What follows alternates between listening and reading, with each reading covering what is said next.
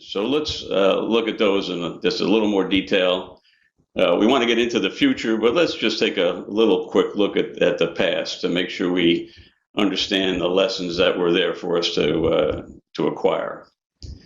So we had challenges from a scientific point of view to understanding viral transmission in the first place. Was it ballistic droplets? Was it aerosols in the air? Was it surfaces that had the virus on it? Current consensus is that the aerosol transmission is a major factor in the transmission. There's a report there you can click on and from MIT that kind of outlines some of these different drivers of transmission. Touch surfaces is no longer thought to be a major transmission. Efficacy of masks, I think there's no debate if you're indoors and you're talking to someone that has potentially has the coronavirus, masks make sense. Outdoors and in other situations, unfortunately, they become a political football.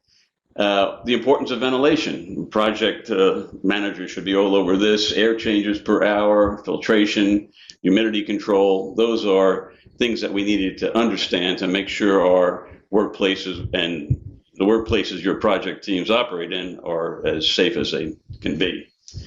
Other challenges were the availability of PPE, many issues that were addressed by project managers and getting that resolved. There's a global supply chain, and I think people are rethinking the whole just-in-time supply chain based on some of the COVID challenges when it came to PPE. And ventilator manufacturing, we'll come back to that a little bit later. GM's automotive parts assembly line was changed into a ventilator production line with 10,000 ventilators produced per month. And that generates a new way of thinking when you address some of the COVID challenges that have been addressed. Working from home was another challenge. There's been debates about working from home, for the last 2 decades, and all of a sudden it turned on a dime. And there had to be a balance between the empowerment of the team and co-location. Psychological impacts had to be considered, the collaboration tools. So this COVID challenge was right in the sweet spot of what project teams are all about and how to manage a project team. And I think it's a COVID challenge that has by and large been successfully addressed. Vaccination is another challenge. Basic research, as I mentioned earlier, mRNA, pre-ordering of vaccines, and then the vaccination logistics of just getting the shots in the arms of people. That's a project management activity. In my local community, I'm the project team at our county health group, did wonders. It was very simple. I got my first vaccine in January.